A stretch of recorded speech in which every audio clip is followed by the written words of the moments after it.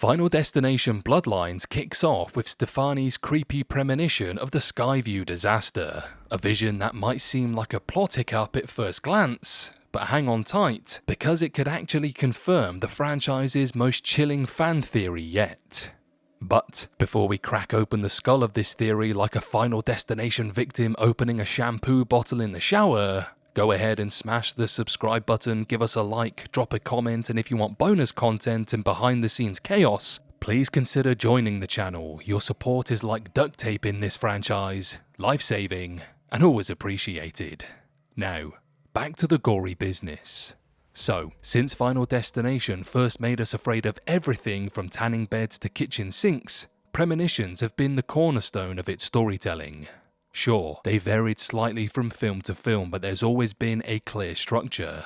Bloodlines gleefully throws that structure into a wood chipper, as Stefani's vision is unlike anything we've seen or screamed at before. Critics have often said the franchise recycles its plots like a cursed compost bin, but Bloodlines breathes new terrifying life into it. This time, one unlucky soul is actually dodged death long enough to build a family tree, but death's not big on genealogical success stories. Once Iris Campbell finally kicks the bucket, Death starts pruning the branches, targeting the offspring who were never meant to exist. Armed with cryptic warnings and a dusty book of death hacks, her descendants try to cheat the Reaper one more time.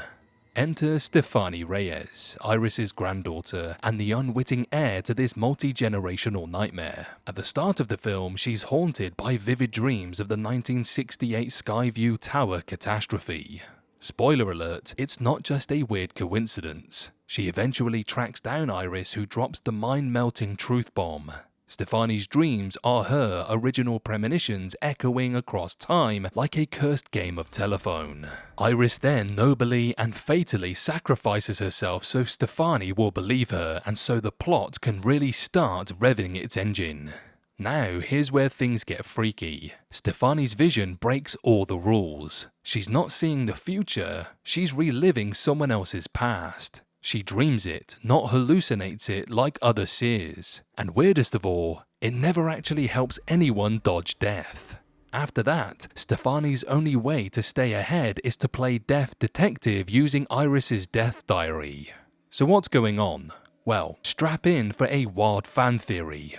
Maybe death itself sent Stefani the dream after decades of trying and failing to take out Iris. Death might have resorted to Plan B. Lure her out using her own family as bait. Sure, it breaks the franchise's typical rulebook, but after 50 years of getting ghosted, who wouldn't bend the rules a little? And if that's true, it fuels another long-whispered theory in the Final Destination fandom, that every premonition comes from death. That's right, those life-saving visions might just be part of Death's twisted game. Think less Grim Reaper, more cosmic prankster. It's not about fate versus free will, it's death screwing with people for fun. If this theory holds water, or blood, it would flip the entire franchise on its decapitated head. None of these characters ever had a real shot. They weren't escaping fate, they were fulfilling it, like pawns in death's elaborate game of existential Jenga.